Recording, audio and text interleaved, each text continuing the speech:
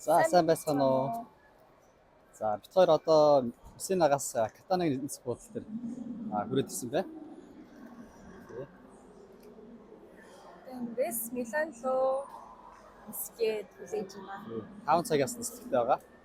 Хоёр нэг 2-3 цагийн өмнө нисчээд ирэхэд бол онгоцтой буудлаараа байж байна. Тэ амтаарай.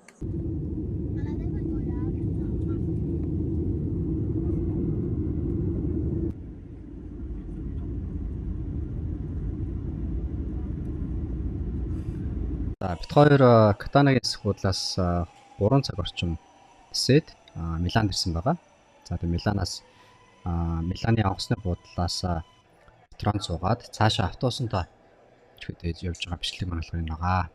За тэгээд ерөөхдөө бол бид хоёр автобусантай суугаад Миланаас Женев хүртэл 6 цаг автобусаар яваад тэгээд Женевт ирсэн байгаа. За энэ болохоор Женевт өглөө ирсэн байгаа байдал нь харагдаж байна.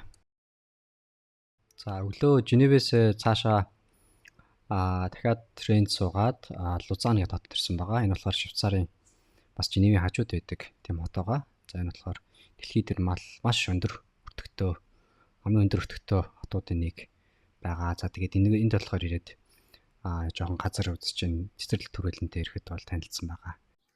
Маш цэвэрхэн тийм улс байна.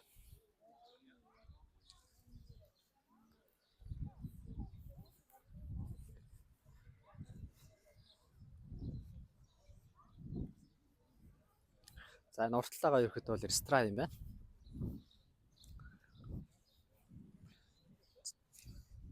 За одоо Швейцарт ирэхэд бол ирэхэд өвөл талдаа хүмүүс нь ирэхэд өвлийн хувцастай зузаан хувцастай явж байгаа. Тэгээ уур амьсгалын өөрчлөлт ирэхэд бол энд тийм хүүтэн дүү маягтай байгаа юм байлээ.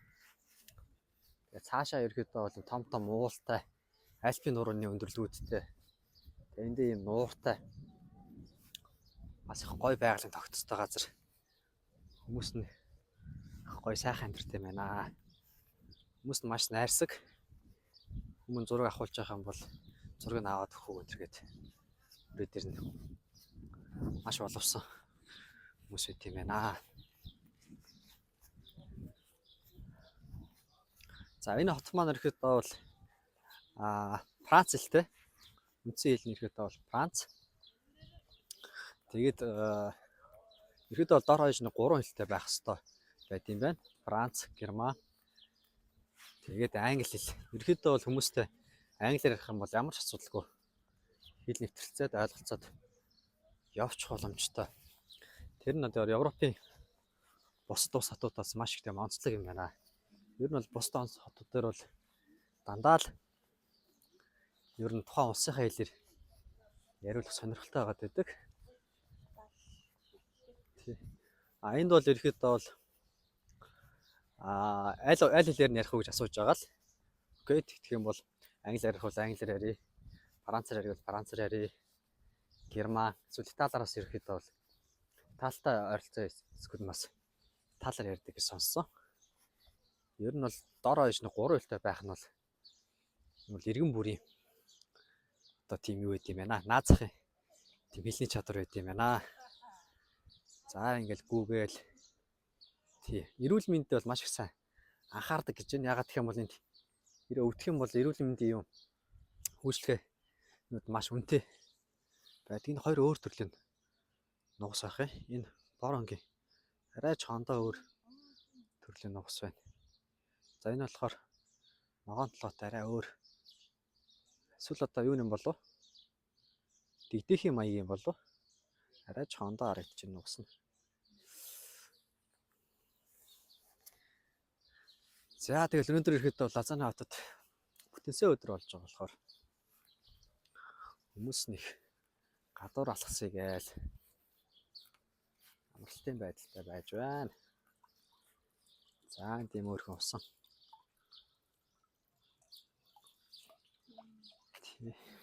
Өөрх юм байна. За ер нь бол энэ гудамжаар нь бол бараг л хог байхгүй те. Ер нь бол маш боловсон. Хог ерөөсөө хайдгүй. Цэвэрхэн газар байна.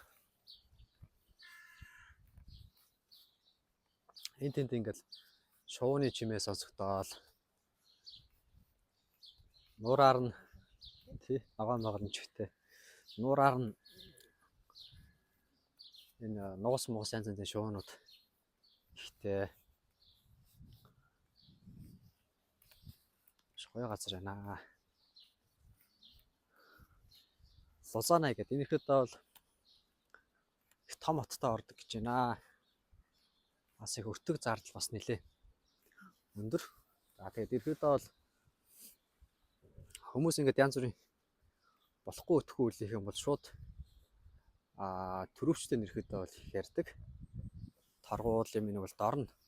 Аваа тухайн үний болохгүй байгаа үйлдлийн нэрхэд бол дорно хариуцах тооцож тийм байна. Тийм болохоор ихэд бол энд бол дүрм бол дүрм, хууль бол хууль байд юм байна.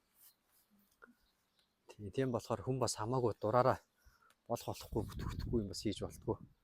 Тийм онцлогтой газар байна. Эндхийн хүмүүс нь ерөнхийдөө л их тайван. Тайван дуу төрлийн хүмүүс байд юм байна.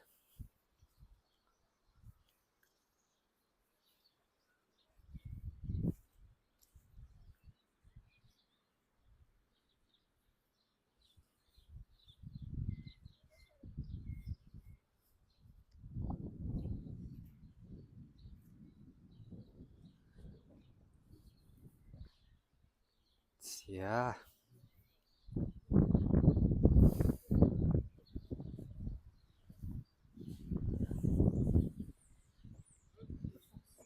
За манай музей маань болохоор ирэхэд бол энэ Альпийн нурууны хажууд тэгээд энэ Женев нуурын энэ ойролцоо хийгдсэн ирэхэд бол энэ байгалийн одоо энэ тохирчлолт нь болохоор ирэхэд бол англи маягаар англи стилээр ирэхэд бол хийгдсэн юм байна. За тэгээд ирэхэд бол энд байр одоо олимпийн медаль байр эзэлж ирсэн одоо хүмүүсийн зургийг болохоор ингээд англи, франц хэлээр энэ тавьж нь одоо 1993 оны олимп. За энэ Унгар хүн баг шүү байна. Габр Михаал гэж ах шүү байна те. Энэ болохоор хүрэл медаль одоо энэ дугууны төрөлд эзэлсэн юм шиг байна. Ийм байдлаар ингэж олимпийн музейг хийжээ. Маш гоё.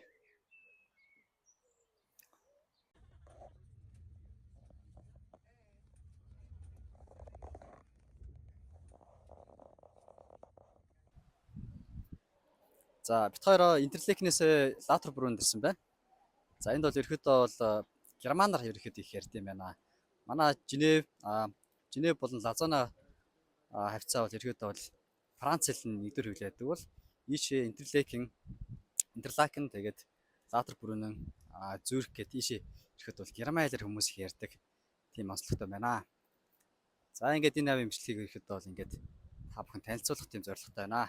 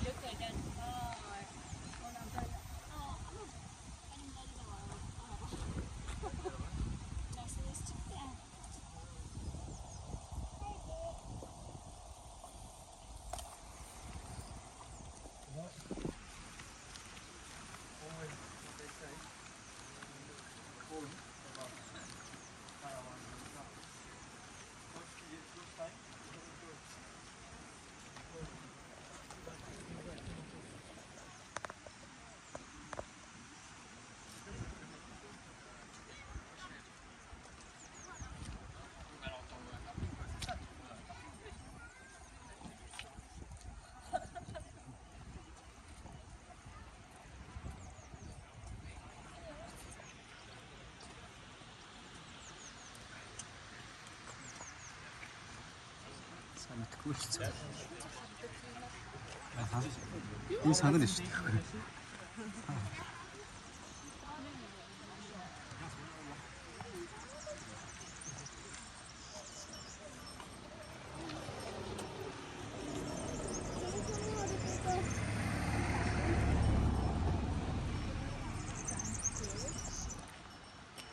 Okay, then give me something to then leave. Тэг үнэ шүү дээ. Швейцар үнэ ямар байдаг ч үзье.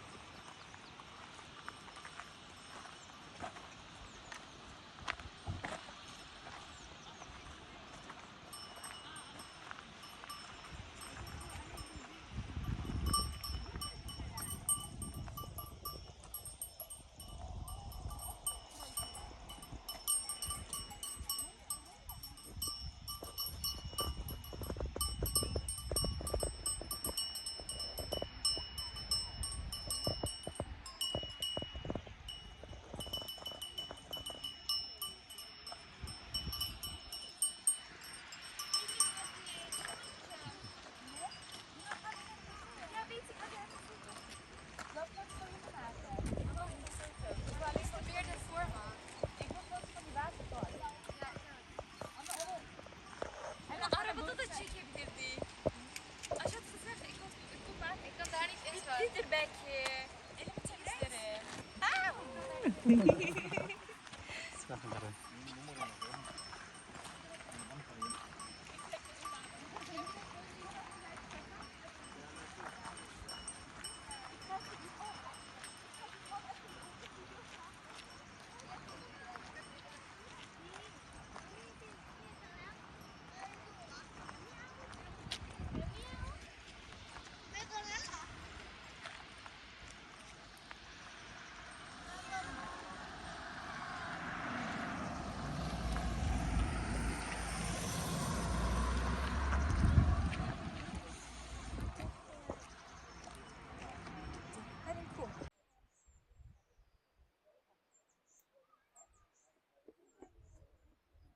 За. За энэ хүрээ маань нэр ирэхэд герман нэртэй байна. Яг хэлэхэд бас нэлээд хэцүү. Stabach гэж нэрлэдэг юм байна. Stabach германаар Stabach waterfall гэж нэрлэдэг юм байна. За тэгээд энэ хүрээ болох нийт 297 метрээс маш өндөрөөс ингэж ундаг. Дээрээс их ундаг тийм хүрээ юм байна. Тэгээд ирэхэд бол энэ Швейцартаа бол хамгийн том хамгийн өндөрөөс ингэж унж байгаа хүрээний нэг гэж үздэг юм байна. Тэгээд одоо эндээс харахад бол маш гоё юм байна. 297 м гэж маш өндөр. Тэгээ ирэхэд энэ юм маань болохоор их тийм ихц хадан цохио гэх юм уу те. Хадан цохионоос ингэж унж ирж байгаа болохоор энэ одоо усныхын туслууд нь баг ингээд юу болж нэлээд нарийн шигтэй болж ингэж орж ирд юм байна. За тэгэхээр ихэд бол 1000 сонсохоор нэг үзэгдэх гэдэгтэй адилхан яг үсгээр бол үнэхээр гоё харагддаг юм байна.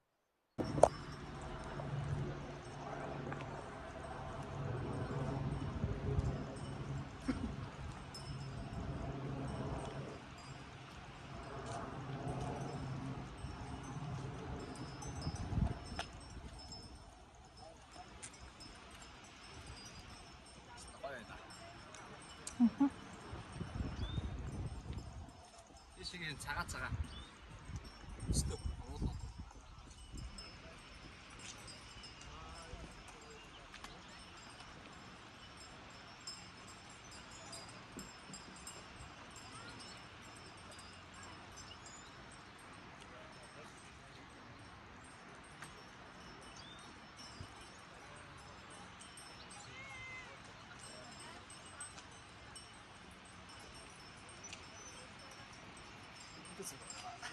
진행.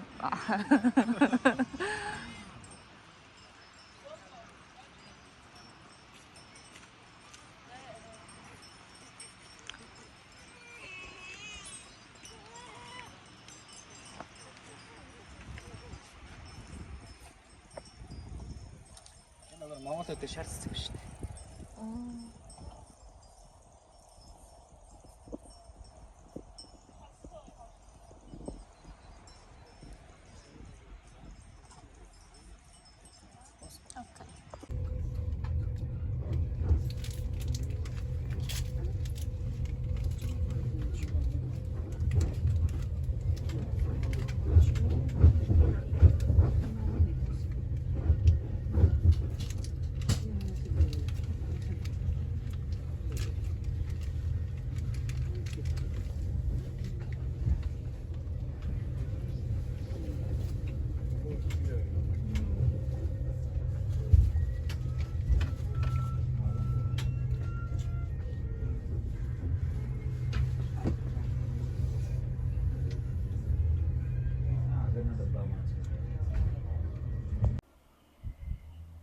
За бид хоёр Гринт Валд дээр ирэхэд ирсэн байна. Сая бид хоёр Латер Брунинг үзчихэд хоёр дахь газраар ирэхэд бол Гринт Валдыг сонгосон. Ер нь бол Швейцарт ирсэн хүмүүс ер нь бол заавал өсөх ёстой газруудын нэг нь болохоор Гринт Валд ирэхэд заавал ордог. За тэгэхээр ирэхэд энэ хойноогоо бол ирэхэд бол Ига гэж нэрлэдэг юм байна. Тэгээд Гринт Валдын энэ одоо уулнууд нь болохоор Альпийн нурууны өргөжлөл. Тэгээд далайн түвшнээс дээш 1034 м өргөгдсөн. Маш тийм өндөр цастай тийм ноён эргэлүүд өндөр уул байт юм байна.